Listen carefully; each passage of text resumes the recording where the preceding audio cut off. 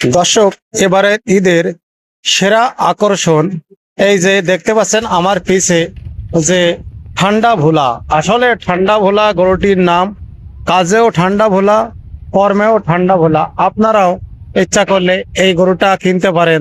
মহাজন সাহেব এই গরুটির দাম চেয়েছে 12 লক্ষ টাকা। আপনারা এখানে আসতে পারেন, দেখতে পারেন, দেখে যদি আপনাদের চয়েস হয় তাহলে আপনারা গরুটা নিয়ে যেতে পারেন। আসুন আমরা ধীরে ধীরে আসলে মহাজনদের সাথে কথা বলে। এই যে কাকিকে দেখতে পাচ্ছেন, এই কাকি নিজের সন্তানের মতন করে এই গরুকে মানুষ করেছে। কাকির মুখ থেকে কিছু কথা শুনেছি, দেখবেন, দেখার পরে তখন যে দেখবেন যে আসলে গরুটা যদি চয়েস হয়, আমার বিশ্বাস যে আপনারা 12 লক্ষ টাকাতে এই গরুটা কিনবেন। কাকি, এই গরুটার বয়স কত দিন কাকি? 4.5 বছর। এই আপনারা কি কি খাবার খাওয়ান এর?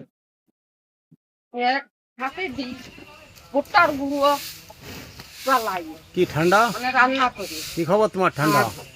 বিচি হলো এক কথা, আপনারা কোনো ফিট খাওয়ান না? না না না, আর কাঁচা আগাছ আমাকে ঘেরে আছে। হ্যাঁ, ঘাস তো আমি এখানে এসে দেখলাম যে আপনি ঘাস কেটে খাওয়াচ্ছেন। দাদা, এই গরুটা আসলে সম্বন্ধে আপনি কিছু বলেন একটু। আসলে এক কথাই আমারে এ তো আপনারাই দেখে বুঝতে পারতেছেন যে যে আপনাদের খুব শখের গরু। হ্যাঁ, আমাদের নতুন করে আর তো কিছুই বলার নেই। আমরা একে আমাদের মতো করে যতদূর আমাদের সাধ্য আছে আমরা চেষ্টা করি এর ভালো ভালো রাখার জন্য।